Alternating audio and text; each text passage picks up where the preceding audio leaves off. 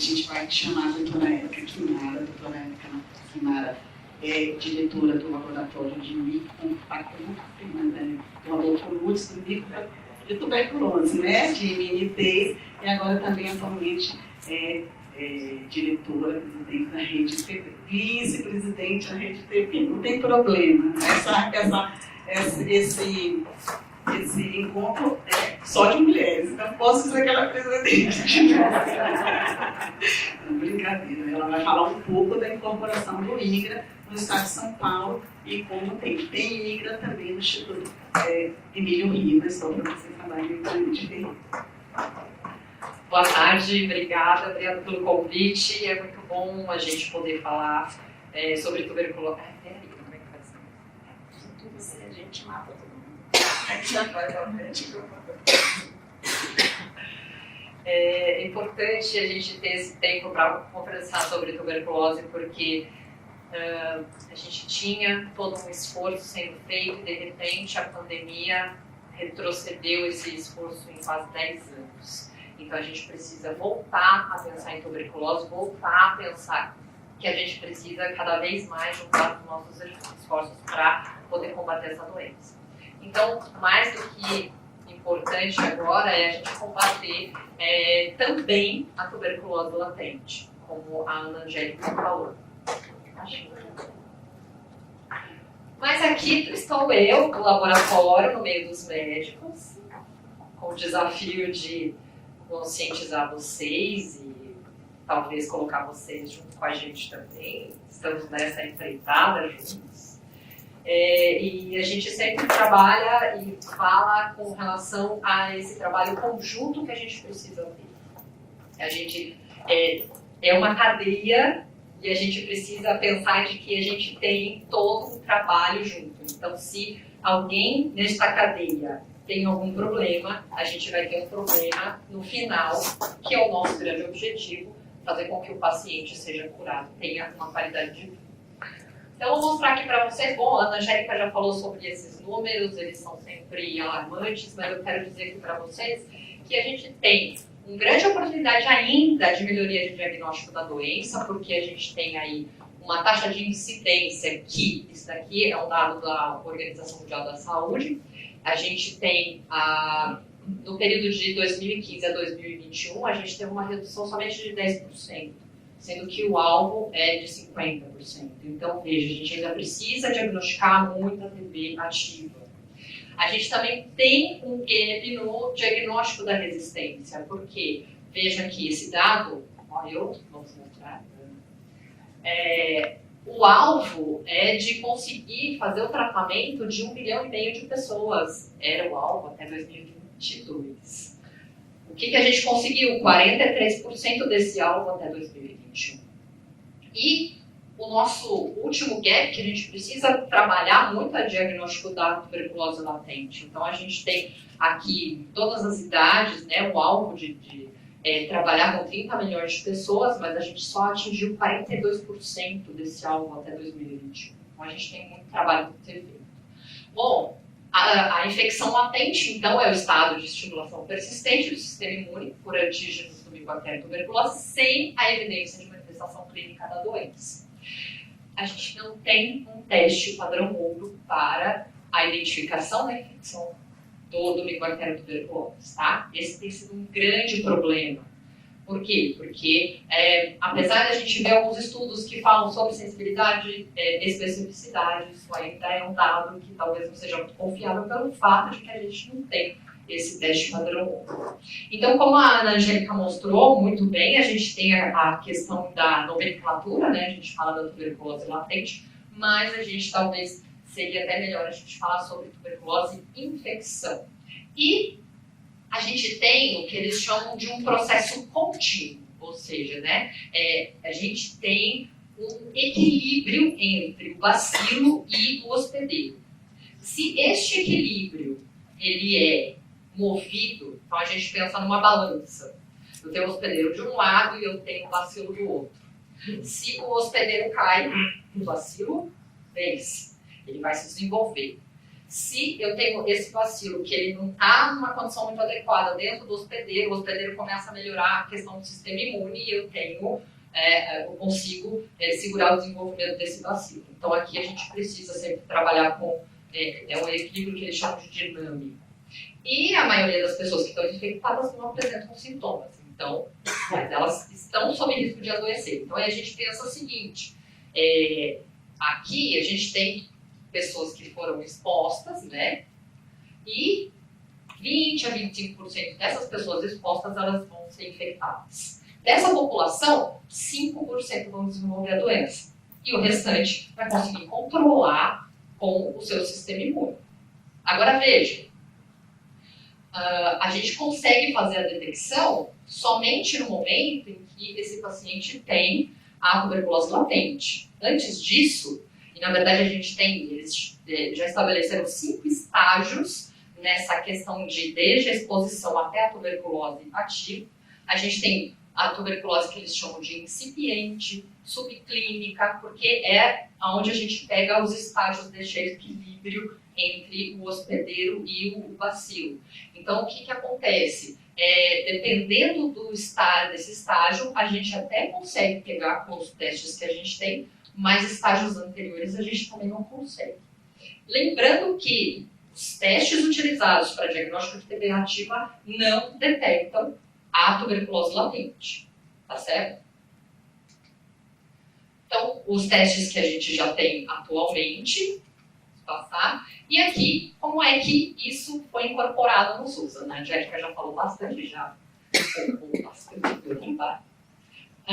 Ele foi recomendado em 2020, incorporado também em 2020, e nós recebemos a incumbência do Ministério da Saúde, nós, laboratórios centrais de saúde pública, o Instituto Adolfo Lutz, o Laboratório Central de Saúde Pública aqui do Estado de São Paulo, de pensarmos numa rede laboratorial para poder fazer a implantação desses testes. A gente teve, então, a publicação desta nota informativa, mostrando quais seriam as populações-alvo. Isso foi feito em 2022. E agora, em 2023, a gente tem a ampliação dessa população-alvo. Então, agora a gente tem essas pessoas aqui que, inicialmente, o sistema privado atendia basicamente essas pessoas, né? A gente tem a ampliação. Muito bem. Mas como é que foi feito esse negócio? Né? A Angélica falou que foi complicado, né? Como é que a gente faz isso? Existe um manual da Organização Mundial da Saúde, ele está aqui do ladinho, que fala tudo isso. É muito interessante que a Organização Mundial da Saúde, ela publicou vários handbooks mostrando exatamente toda a questão da tuberculose latente, como que ela deve ser diagnosticada, como que ela deve ser manejada, como é o tratamento. Então, a gente tem essas diretrizes que podem ser trabalhadas aqui no nosso país, lógico, respeitando todas as particularidades que nós temos. Então, a gente pode utilizar já um conhecimento muito bom para a gente entender como que a gente coloca isso daqui. Então, aqui eu mostro para vocês as etapas que a gente pode colocar dentro de um processo de implantação de diagnóstico de um teste na rede pública. Isso pode ser para qualquer teste. Então, vamos lá. Planejamento. Como que foi feito o planejamento da rede IGRA aqui no estado de São Paulo? A gente começou com um projeto piloto. Por quê? A gente queria entender quais seriam os gargalos que a gente teria na implantação. Antes da gente colocar isso na rua, porque a gente já queria ter algumas soluções na mão para já ir trabalhando nesses laboratórios. Então a gente precisou fazer muitas reuniões, primeiro com os coordenadores dos programas, e aqui a gente teve uma associação muito interessante com o programa de HIV, que foi extremamente importante para o sucesso dessa implantação. Alinhar os objetivos da rede com os algoritmos nacionais. Então, o que a gente tinha, como a Angélica mostrou, todos aqueles manuais, fazer a análise das regiões prioritárias e da capacidade laboratorial que a gente tinha. Como que a gente fez isso? Nós verificamos quais seriam os laboratórios que teriam essa capacidade laboratorial, então a gente não queria partir do zero, mesmo porque a gente não tinha verba para partir do zero. Então nós identificamos 10 laboratórios com diferentes níveis de complexidade em 6 cidades do estado de São Paulo e 4 laboratórios na cidade de São Paulo. Então nós fizemos uma reunião com todo mundo e elaboramos um fluxo de execução desse teste.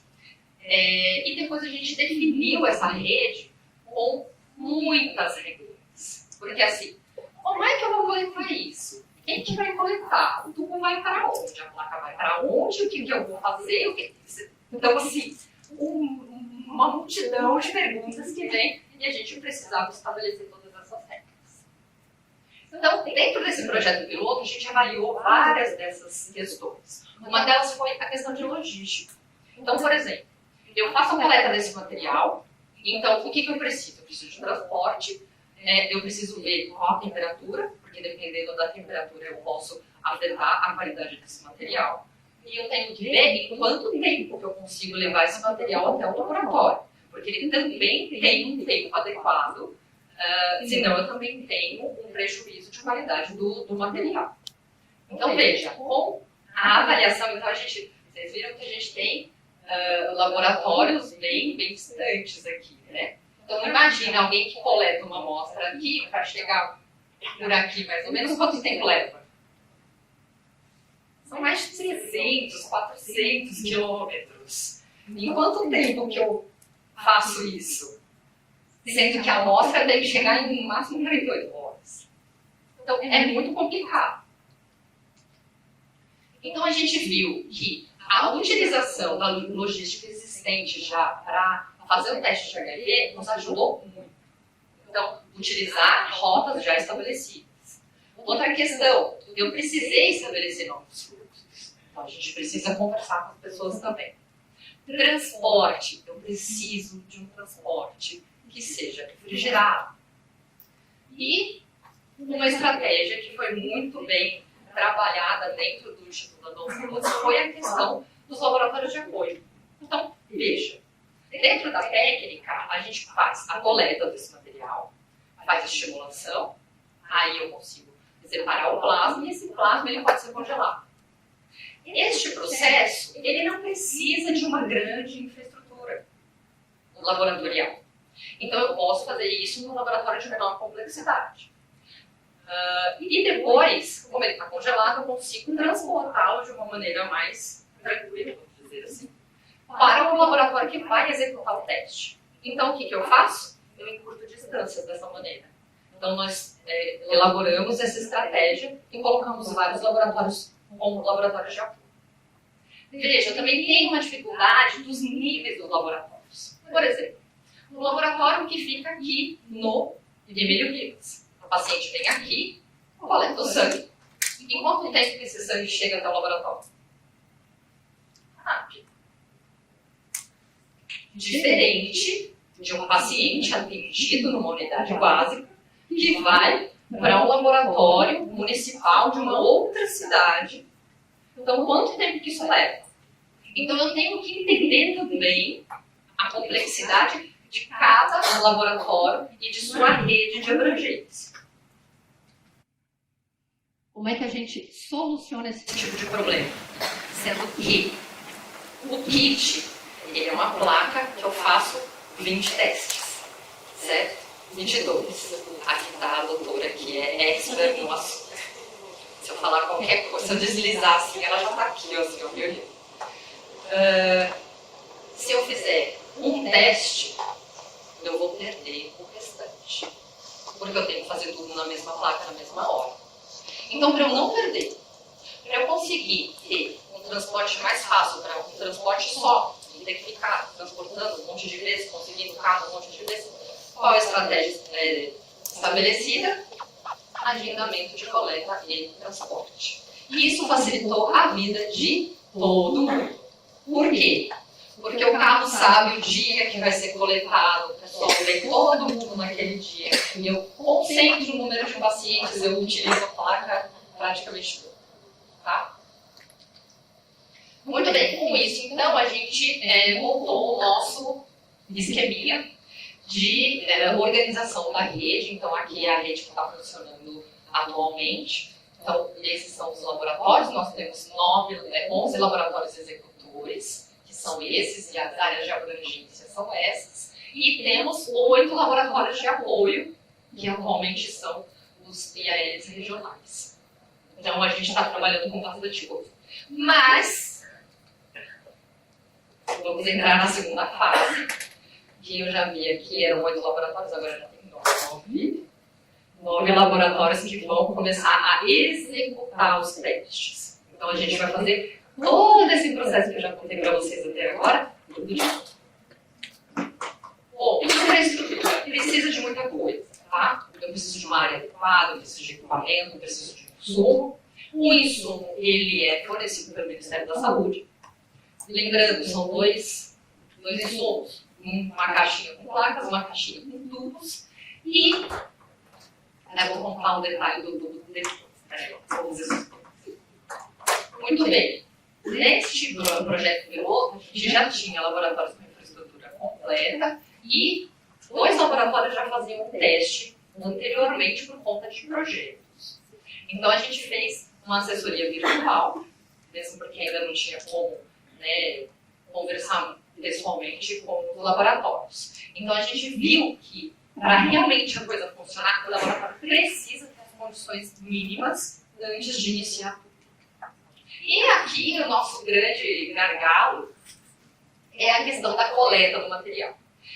Como é que vem? Então, o kit de tubos, nós utilizamos 4 tubos. Um tubo é contra positivo, outro negativo, e 2 com os antígenos para a gente poder fazer a estimulação. Para fazer a coleta, nós temos que coletar 1 ml, 1,0000 de sangue nestes tubos. Ok? Alguém já teve experiência de coletar sangue num tubo com sangue? Então, é um tubo com vácuo, então o vácuo é pouco. Quanto tempo leva para coletar esse sangue?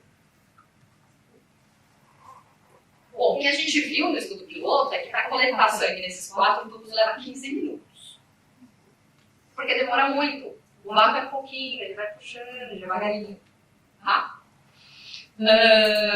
Então, por exemplo, se eu vou coletar de uma criança, Karina, como é que uma criança vai coletar 4 tubos desse e você ainda tem que ficar olhando porque tem que dar 1 ml certinho. Não pode ser mais, não pode ser menos. Tranquilo, eu sei como é que é tranquilo. Bom, esse é o primeiro problema. Segundo problema, a coleta no teste, que a gente chama, ela precisa ser processado esse material num tempo muito menor se eu fizer a coleta no tubo de barriga. Que é um tubo só. Eu coleto muito mais, vai, rapidinho. Ok? Então, imagina que eu tenho que transportar 4 tubos rapidamente para um laboratório. Você acha que um laboratório que é distante do local de coleta vai dar certo? Não. Então, nós recomendamos a coleta no tubo de barriga. Ai, que grande ideia. Você conseguiu comprar o tubo de barriga? Nem pessoal. Porque a gente tem, esse tubo não vem no kit. Então, precisa ser licitado. E aí, todos vocês sabem como é que é. Então, aqui para vocês o resumo. Demora na coleta do tubo teste para os lugares distantes. Eu tenho a inviabilidade do tempo para a coleta desses tubos. A gente recomendou a coleta no tubo de heparina e não consegue comprar. Essa é a outra. Muito bem.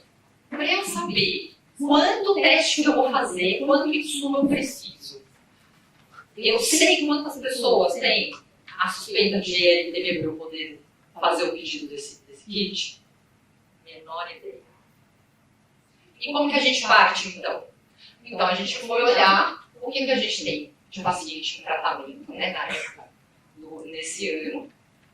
e o número de provas tuberculínicas realizadas naquelas populações que o Ministério estava recomendando fazer o teste.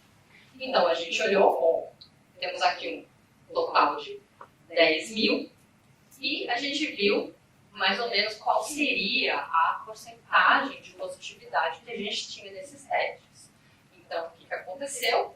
Imaginamos essa porcentagem. Foi com base nesses dados e de acordo com de acordo com o que a gente tinha em cada cidade que a gente fez a estimativa disso.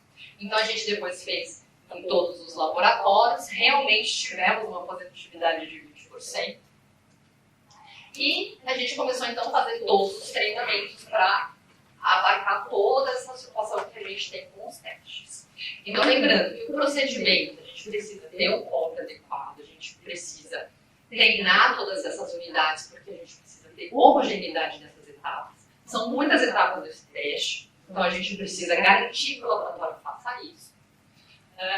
Nós também elaboramos uma solicitação para esse exame. Essa solicitação que eu estou mostrando aqui para vocês já é uma nova versão, porque a gente já tem aqui os pacientes, as populações novas, né, das notas informativas. Dados digitais, bom, a gente precisa colocar esses dados no GAL. É uma exigência do Ministério da Saúde. Por quê? Porque é dessa forma que eles vão conseguir avaliar o que a gente tem de dado neste momento, tá certo?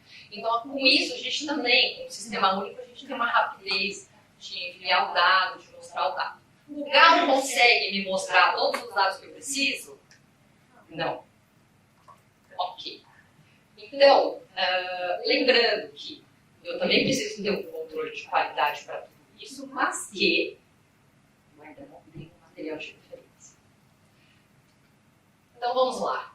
Os relatórios. Eu preciso desses relatórios e o GAL, o que ele me fornece? Ele fornece quantos exames eu fiz e o que deu o resultado deles. Mas eu preciso controlar os insumos, eu preciso saber o que deu de cada um, qual o tipo de população que tem mais reagente, menos reagente. Isso o GAL não me dá. Então, no Adolfo Cruz, nós fizemos um sistema.